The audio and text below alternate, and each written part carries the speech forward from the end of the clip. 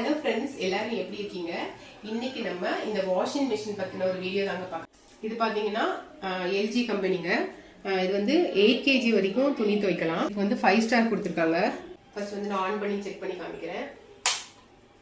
இது பாத்தீங்கன்னா play button, start button. Normal wash வந்துருக்கு, ஏஐ வாஷ் இருக்கு, இந்த டப் கிளீன் பண்றது இருக்கு. நார்மல்ல என்ன மாதிரி ப்ரீ வாஷ் இருக்கு, ஜென்டல்ல பாத்தீங்கன்னா வூலன் சாரீஸ் இருக்கு. இப்போ பாத்தீங்கன்னா நான் நார்மல்ல எப்படி பண்ணான்னு சொல்றேன்.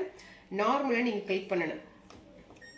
நார்மல் கிளிக் பண்ணிட்டீங்கன்னா இது வந்து வாட்டர் லெவல் என்ன, அப்புறம் வாஷ் வந்து எவ்வளவு, அப்புறம் ரின்ஸ் வந்து எவ்வளவு, அந்த மாதிரி இருக்கும். அதுக்கேற்ற மாதிரி டைமும் வந்து இங்க மாறிட்டே இருக்கும். அதெல்லாம் கொடுத்ததுக்கு அப்புறமா நம்ம வந்து ப்ளே பட்டனை கொடுத்துட்டீங்கன்னு வைங்க, அது வந்து டைம் செட் ஆகி ஆன் ஆயிடும்.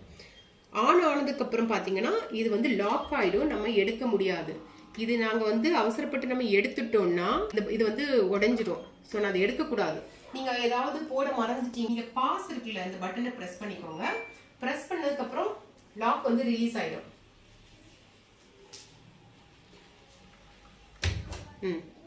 அது வந்து அன்லாக் ஆயிடும். அதுக்கப்புறம் நம்ம ஓபன் பண்ணிக்கலாம். ஆனா வந்து டைம் வந்து அதே தான் இருக்கும். அதே வந்து பவர் கட் ஆனா கூட நீங்க எதுவுமே பண்ண வேணாம். எந்த டைம்ல ஸ்டாப் ஆயிருக்கோ அதுல இருந்து ஆன் ஆகும். பட்டனை மட்டும் நீங்க பிரஸ் பண்ணிட்டீங்கன்னா அது ஃபர்ஸ்ட்லயே இருந்து ஆன் ஆகிட்டே தாங்க இருக்கும். அதனால ஸ்டார்ட் பட்டனை மட்டும் பிரஸ் பண்ணாதீங்க. வேற பாஸ் பண்ணிட்டு நீங்க ஏதாவது சேஞ்சஸ் இருந்தா பண்ணிக்கலாம். ஸ்டார்ட் பண்ணிக்கோங்க. ஏஐ வாஷ் பாத்தீங்கன்னா நம்ம ஏஐ மட்டும் கிளிக் பண்ணிட்டு நீங்க வந்து இந்த மட்டும் ப்ளே பட்டனை கொடுத்தா போதுங்க.